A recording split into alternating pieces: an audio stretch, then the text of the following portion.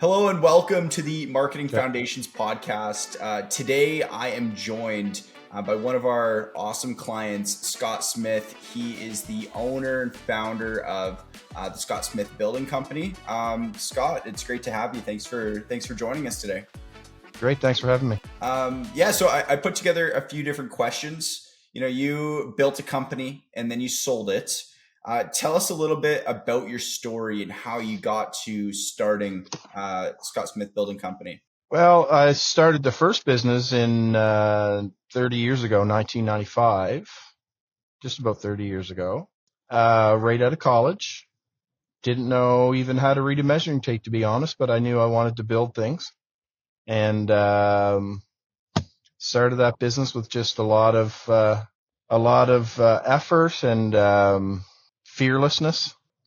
Grew it over time and got it to 25 years and decided it was time to exit. I had a big organization interested to buy into the space that I was in home building. So sold to them, had to stay on for a couple of years as part of the buyout. Stayed on, but right away realized that working for someone else in corporate life just wasn't for me. I really honestly couldn't wait to get back out on my own. And so I started a Scott Smith Building Company, where here in Halifax, Nova Scotia, my name is, pretty recognizable. So I named the company after my name because it is so recognizable and I'm able to leverage it. So started it and, have had great success and feedback and support from the building community and the banking community and everybody that has to do with home building. And so yeah, it's been good and it's kind of strange at times though, man, because I'm back to some of the basics that I took for granted when I had a huge staff and an admin staff and whatnot, and here I am doing all that on my own right now. But slowly, hiring people and getting people in the right places and even developing a website with you. I mean, as you know, it's like pulling teeth to me. Like I'm not all that interested in it, to be honest, but I like the results of the marketing. So, it's been a good learning curve, but I'm glad I'm back out on my own, to be honest. And my partner, Michelle, she's right there with me. So, feels like we're doing it together and it's happy days. That's wonderful. Now, your first company was called Roof Tight, correct? Yes, it is. Yeah. And so with Roof Tight, what helped you, what helped Roof Tight stand out from the rest of the companies that were doing the same thing? And what allowed you to scale that up to what it was? Well, to be honest with you, man, I never really saw it as work. And I didn't do it for the money.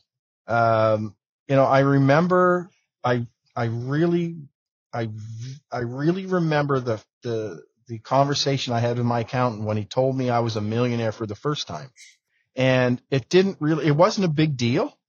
Mm-hmm. Like most people be like, I want to be a millionaire. And I was like, okay, that's nice. It really doesn't matter to me. I was more interested in, we have 2 closings at the end of the month and I want to make sure we're on time. So I was really interested in the work, the business, the customers, the relationships I had with them. I find that really fun anyway. I really get off on meeting clients and running them through and seeing the excitement. So that's really how I built Roof Tight. And I retained employees. I still had my very first employee when I walked out the door after 30 years. Wow. And so, like everybody that works for me, I only ever let 2 people go in 30 years. One, incredible. He stole some stuff from me, so he had to go. And the other guy just had an ego so big it didn't fit with the team. Other than that, no one left. Mm-hmm. So we had a family atmosphere. It was a family. I took care of my team. I was very forward thinking. I always predicted what, if they were going to go through a struggle. It's like, I can tell that they're going to need winter tires and, this person probably can't afford it or we have to borrow money and I would just go buy the tires and get them put on wouldn't tell them, and those kind of things. And everybody, we created a love between us, and a camaraderie that it was easy to build the business, man, when you have good people, because honestly, Seth, you just can't be there all the time. Yeah. Right. So when I'm on the road and I'm driving or I'm meeting people or I'm buying land and my team is building the homes, and at some time we had 40 and 50 homes on the go all at the same time. Right. So it's very, very busy. When my team's there, they would think like me. They would be like, what would Scotty do? And I want to make sure, we live up to his expectations of the customer experience and over delivering, right? So, Yeah. One of my big philosophies has always been under promise and over deliver. Mm. That's really a formula for success. A lot of people over promise and then they almost always under deliver. And that's where you have a breakdown with your customer, because their expectations from the get go are set way too high. Mm. So we never did that. We always said, I always said the same thing to clients, right out of the gate. I always said, I don't expect you to trust me. I need to earn your trust. So don't say you trust me or don't say any of that. Let me show you that you can trust me and we're going to have a relationship where you're comfortable. Let me show you, and in a month or two, let's revisit this conversation of trust. I love that. And it worked really well. And I still see people I built for, 10, 15 years later, where most of them still live in their homes. And, I see them at Walmart or Canadian Tire or somewhere and say, hey, how you doing? Your kids are grown. Oh my God, they're in college and blah, blah, blah. Like that's what's most important. I always tell young business people that I coach, it doesn't matter what you do. You are in the customer experience business and you just so happen to build homes, or you just so happen to build websites, or you just so happen to, a pharmacist that sells medication. Like mm-hmm. It's all about the customer experience. You start with the customer experience, the rest follow suit, and so does the money. Yeah. Yeah. I think that's a big issue. So that's how we built Roof Tied Up from nothing. Literally, we built it from nothing to when I left 5 months ago, it was at 40 million. So from 0 to 40 million. That's incredible. Would you agree that a lot of the young entrepreneurs that you coach are more money focused than customer service focused? And all of their pointed at is like, how can I make the $1 million and become a millionaire like you're talking about? And like, is that a common trend that you're seeing? Because I would say that that's a very common thing that I see within the business community. Yeah. You know what, man? They're money focused, they're material things focused, and they're attention focused. So they want the attention of social media because they have like a dopamine addiction. They're focused on the money because they think the money's going to buy them the things that'll make them happy. No, never is. And so when we talk about that, if you do well in business, you're going to make money. Mm-hmm. But money only provides you freedom. The way you should look at money is it provides you the ability to reinvest in your business to create even more cool shit than you've already created. And wealth provides freedom, time, freedom to do whatever you want with your family, freedom to be a philanthropist and give back to whatever, matters to you. That's what money does. Mm-hmm. But young business people today, they're so used to Google and how fast they can find things out, and how fast now with AI they can rewrite a whole story in 10 seconds. Just type in the text of the idea of the story and it pumps it out for you. So everything's so fast today, they're not used to waiting. They don't want to put the work in. So they expect to be rich really quick, right? And it doesn't work that way. No. So with Scott Smith Building Company, are you going to be using subtrades on the homes that you're building, or are you planning do you have like a team under you? What's going to be your approach towards that? Oh, I'll always use subtrades. I'm a big believer in subcontracting work. I'm also a big believer in using the same subtrades over and over again. So you form a relationship. They know exactly what you want. One of the funny things that I always tell people is, I've used the same electrician for 25 years. So every electrical box on the wall has the screws sitting vertical. And I can see that when I walk in houses. And sometimes they'll turn them sideways just to see if I'm paying attention. But like, that's the level of expectations I set with my folks. So you don't have to watch them all the time. You don't have to be there all the time. But yes, I agree. I'm a big believer in subcontractors. I'm going to have a rock star admin, and that's really important in any business, and have, project managers as I need them.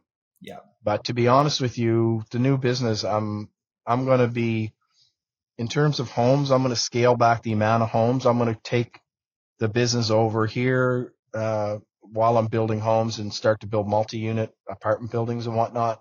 So Amazing. That'll take a bit of my time. So I want to branch out a bit, take some of my knowledge over here. But in terms of the homes, I'm a big believer in subcontractors. Okay. How do you vet a subcontractor to know that they're reputable and that they'll do good work and not screw you over? You ask them who's the last person they work for, and ask them why they aren't working for them. And if they stumble or they don't have a good enough reason, and I know every builder in here in Halifax anyway, I just call them. Yeah. But if it's busy in the marketplace, which it is right now, and they aren't working, there's got to be a reason. Yeah. And so they better have a good reason. And if they do, great. Talk about their work, ask them a few key questions. How would you go about doing this? If this came up, what would you do? You can tell within, 5 minutes. Yeah. And what if like a guy reached out to me today, a painter. Oh, I want to do your work. I heard you're out on your own, blah, blah, blah. I'd love to get in front of you. I'm like, sure, man. We'll have a coffee next week and you can tell me all about yourself. And I'll know within 5 minutes if he's good or not. Cool. Wow. So it's all about reading the person, not the business. It's not about checking the Google reviews. Yeah. It's not It's about the person. looking at their website. It's about, no. Yeah. Yeah. Everything is about relationships to me, man. Yeah. And it's the people that work for you. You can have the best painter in the world, but if you can't trust him, and if he or she is an idiot, you just can't teach stupid. So they can be great, but sometimes I've had people work for me that they're great at what they do, but their ego's so big they can't share the room with other people, and that doesn't work for me. You got to take ego out of the equation. Yeah. Not bring that into the business. It's a killer. Yeah. No. Interesting. And so when it comes to getting jobs and getting builds, are you now just relying off of like your network? And if that's a yes, how would you recommend a new builder go and get their first 5 builds? I've had more inquiries than I can handle in the first month since I basically told everybody that I'm back in business. I'm having a hard time keeping up with just, pricing plans that come across my desk. So luckily for me, because of my experience, that's not a problem. In terms of a new builder, if I was a new builder, I would join the local home builders association. I would go to, contractors specific network events like, Home Depot and Home Hardware, and they put on these type events where I would go to those, and you got to put in some time and develop some relationships in the industry. And I would make some relationships with some realtors if realtors are selling new construction in that area. I would just immerse myself in the industry best I can, and, bag for your first job. I can honestly remember the first home I built for Mike and Judy Malone. And I can't believe I remember their name, but I went to their house with this half-assed briefcase. I thought I was the big deal.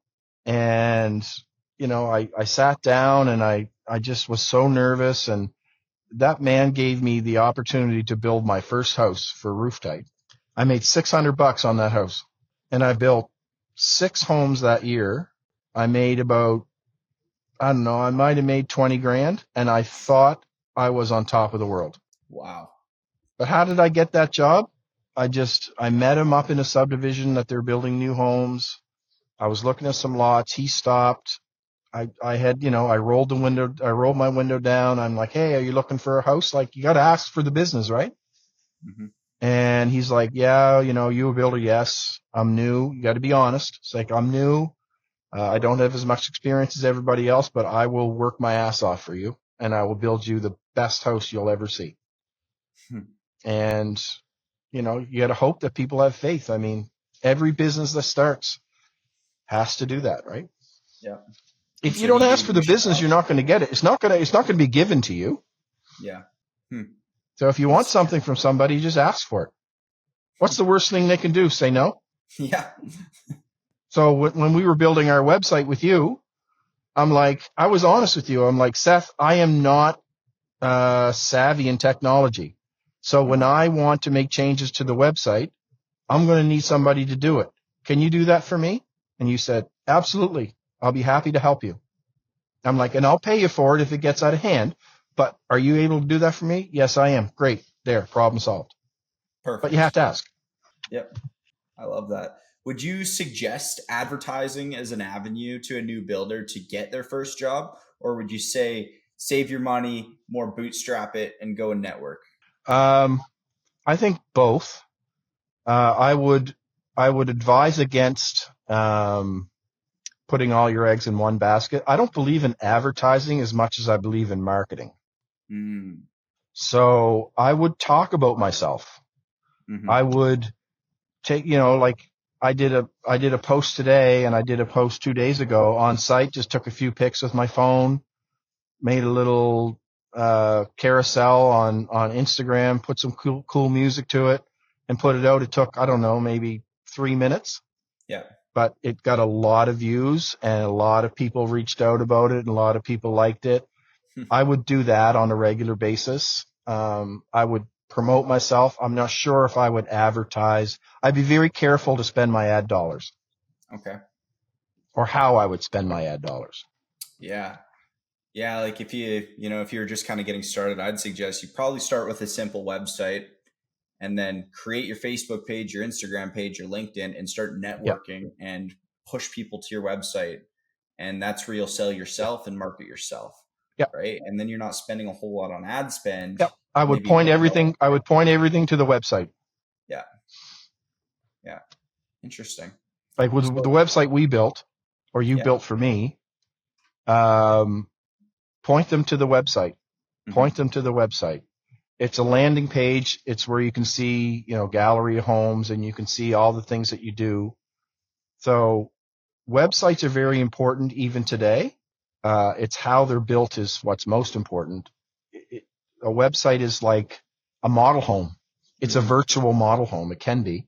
Yeah. And a lot of young builders don't leverage that. They just either have, their wife or somebody does their social media, and everybody's like, okay, but show me what you do. Yeah. And, the other side of home building that most builders ignore is who's your market audience? Who's your target? And 91% of all home buying decisions are made or influenced by her. 100%. So if 9 out of 10 of your posts on social media aren't speaking to her, you're making a mistake. Interesting. Wow. So, are you targeting the right thing? Women need to know, who's my builder? What's he about? Does he have a family? Is he a family man, or is she a family person? Yeah. And, what do they do in their spare time? What does that builder believe in? How is that builder giving back to the community? These are all things that women pay more attention to than men. And because the decisions about a home are primarily made by women, and we know this by research, this isn't just me talking off the top of my head. This is done. Nike, McDonald's, Harley Davidson, more NFL swag is sold to women than men. Really? That's a true fact. Oh, it is. And that started when the merchandising of NFL gear decided to make their big oversized jerseys more form-fitted. And women felt like, oh, that now I can wear one and I feel good. I don't feel like I'm wearing a huge jersey. I'm telling you, man, if 9 out of 10 of your posts aren't focused on her, you're missing the mark in home building. Yeah. That's incredible statistic, actually. Wow. It is, Seth. Like when a husband and wife work, they both come home, regardless of how they divvy up the duties of home, because, today most of it's fairly fair. Yeah. But psychologically, she still controls and takes care of the way the home lives. And she's in charge of the emotional side of the home. Yeah. Most times. So when you're designing a home, think of things like, don't call it a mudroom. Call it a drop zone. Make it a place that when she's walking in the house with kids or groceries, or he's walking in with groceries and they're all walking in together, a place to drop things, a place to hang your keys, put your cell phone. Let people walk into their house hands free. They feel so much better about their home when they do. Yeah. Wow. Like we could have a whole podcast about why women buy and what they're looking for in a home. So getting back to your original question, young builders, market yourself, but make sure you know your target audience. And if you think it matters, how good your framing is, it doesn't. You don't need to show that. Show me how your framing, the quality of your framing, affects the home and how safe they feel in the home when the wind's blowing at 80 kilometers an hour. Yeah, that's powerful. Tie it into. You're talking about emotion right. Yeah. That makes a lot of sense. So another then question about like a young home builder that would be, getting into the industry is, what would be your number one piece of advice that you would have given yourself right when you were starting Roof Tight? That's a great question. Number one piece of advice. I would say the number one piece of advice I would give myself is think before you speak. Because as young business people, we think we know it all. And when you open your big mouth, you have to back it up. Yeah. So, and also, as I've told you in the past, relationships are so important. Sometimes we say things and we don't say it with as much kindness as we should and care. And that can ruin a good relationship or the trust you have with people. Yeah. So I would say slow your roll, think about what you're saying, think about how you're saying it, think about how it's going to affect people. Learn that skill and learn to do it quickly, and you'd be way better off. At least I would have been. And we were talking right before this, before we started recording, about work-life balance and how it's not really a thing because, when you get into business, your business is your life, and you do have to put your relationship above your business, but it's all happening at once. How would you limit the work so that it doesn't interfere with the relationship? I think they have to be intertwined. And I'm a big believer in that. You can't be an entrepreneur and turn it on and off. An entrepreneur is on 24 hours a day. It's all we think about. It's all that's on our mind. You have to be in line with your partner, with your business. When you're an entrepreneur, you're working for yourself. You're not working for somebody. You can't just turn your phone off. It doesn't work that way. Yeah. So before you, make a commitment to a business or make a commitment to a relationship when you have a business, make sure they're in line. Now, there are times that you have to turn your phone off, of course, and you have to, put that aside and focus on your relationship and give it full attention. I'm not saying you don't do that. But what I'm saying is, if you think for a minute at 6 o'clock you're going to turn your business off, you're not. That's great. So,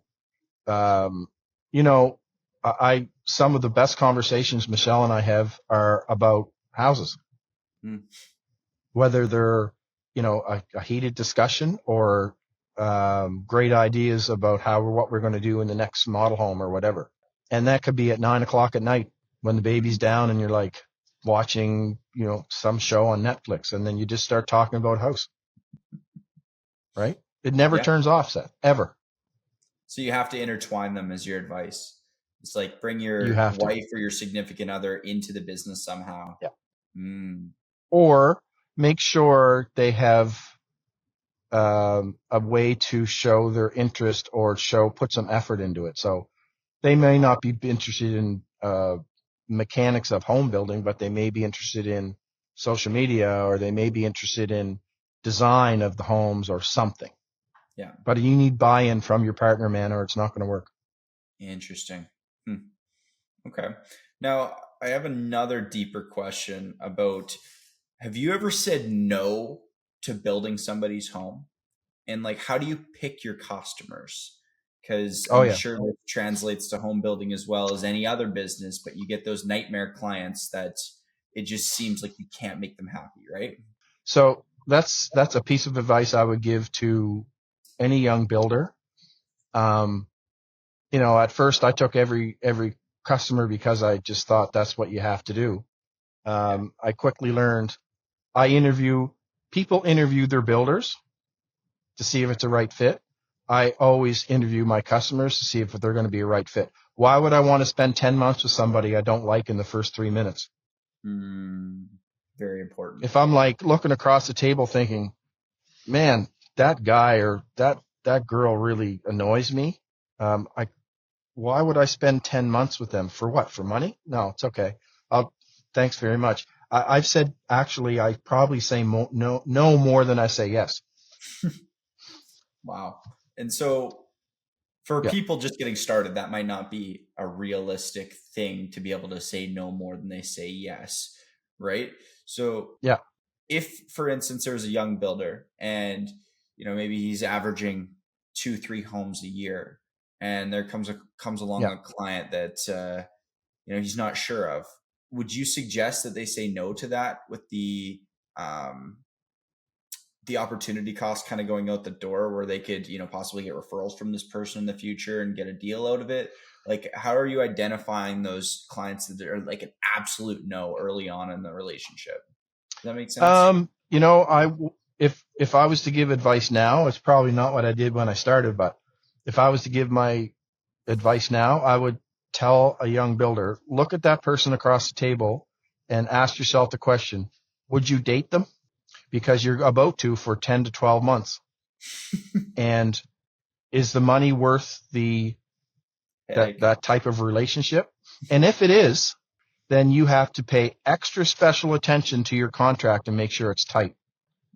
Because you are going to refer to that contract like a Bible.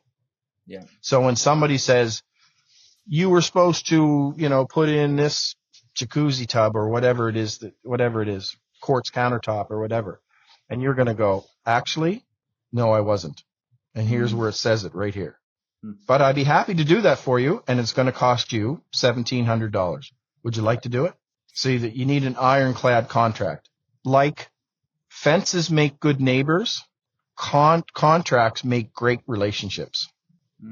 But I would literally look the couple in the eye and say, well, would I date this person? Like, honestly, no, they would drive me crazy. No, I don't want to build your house. I just wouldn't need the money that bad. Or I wouldn't want it anyway. Yeah. Even if I was a young builder.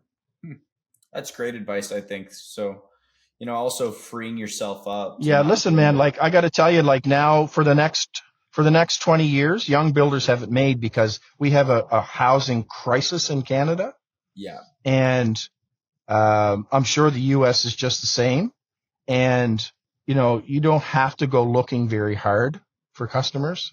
They actually have to look hard for you. It's all about marketing yourself so that you can go after the higher end jobs, correct? Yeah. That's right. And you have to, have your margins in place, and you have to stand your ground. Profit isn't a dirty word. I explained the same way to customers over the years when they're like, oh, wow, but the home is, let's just use for easy math. The home is $800,000. And, you're going to make 12% profit on this house. That's $96,000. That's ludicrous. And I would say, you know what? That's a big number. But when you go to Home Depot and they say, sir, that 2x4 is $3 and we have a 12% markup. So now that 2x4 is $3.36. Do you buy it? Every time you do, because 36 cents isn't going to kill you. Same margin on a 2x4 as the house. It's just there's a lot of things in a house. Yep. So it's a big number, but there's a lot going on in a home. There's a lot of moving parts. There's a lot of things that go into a house. Absolutely. So explain it that way. And with managing a project that size too. Yeah. The other thing I would advise young builders to do is know the market really, really well. Mm-hmm. So when that comes up, Michelle has been instrumental with me, helping me through this data where people are like, oh my God, I'm going to pay this much money for the house. That's too much. And then I'm able to say, yes, but we sold that same house 2 years ago for this, and now it's worth $200,000 more. And not because anything you did. It's just that's the market. Yeah. So, it's probably going to be worth $200,000 more than you're paying for now. There's equity build up. The day you move in, there's equity in your home. There's probably $70,000, $80,000 equity into a starter home. The day you move in, there's that much equity built up over the construction time. So have that conversation with people. Let that help you sell your product. Where do you see the market moving towards? Do you see more green builds, becoming more trendy, or where do you see everything moving? Well, green used to be a trend. I mean, there's always a adage in our business where, people choose granite over green. In other words, they're worried about the carbon footprint. They're worried about green and the green building, but only to a point. And they care more about upgrading their countertops than upgrading their insulation. Yeah. But now we're being mandated, and by 2030, our homes in Canada have to meet net zero requirements. So we have to build our homes with the utmost efficiency. And by 2035, you were to have a zero carbon footprint in your home by national building code standards. Wow. So, I would strongly suggest builders start to move towards net zero because it's going to be a code requirement, and it's easier to add things now over the years as opposed to trying to do it all at once.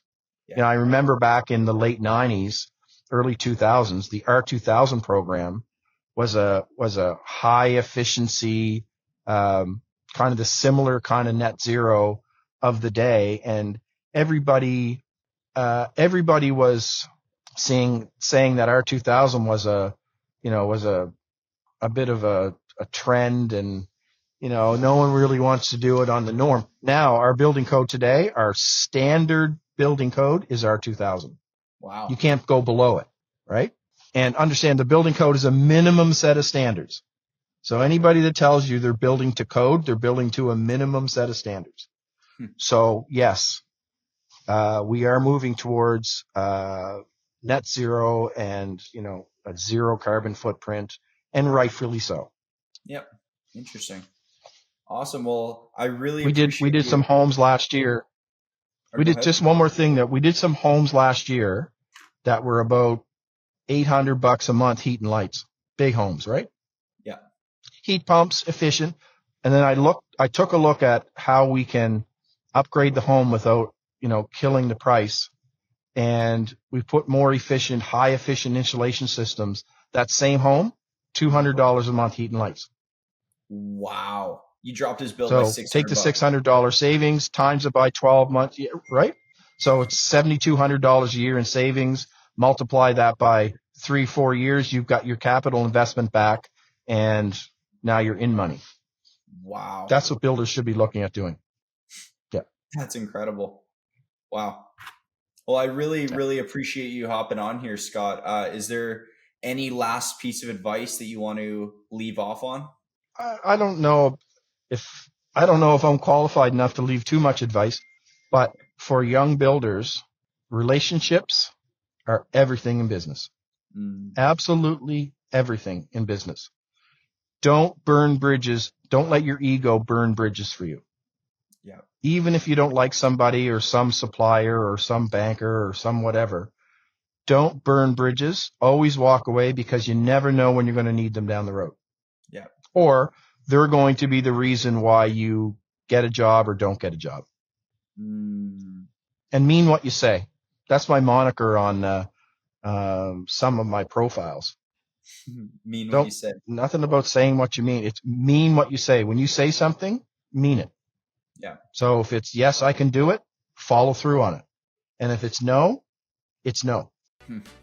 Amazing. Well, I really appreciate you hopping on here.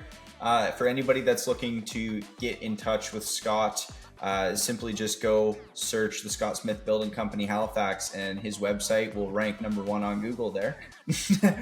And yeah, Thanks I really appreciate you hopping on here, and we'll chat again very soon. Okay, Seth, thanks very much for having me. Thank you.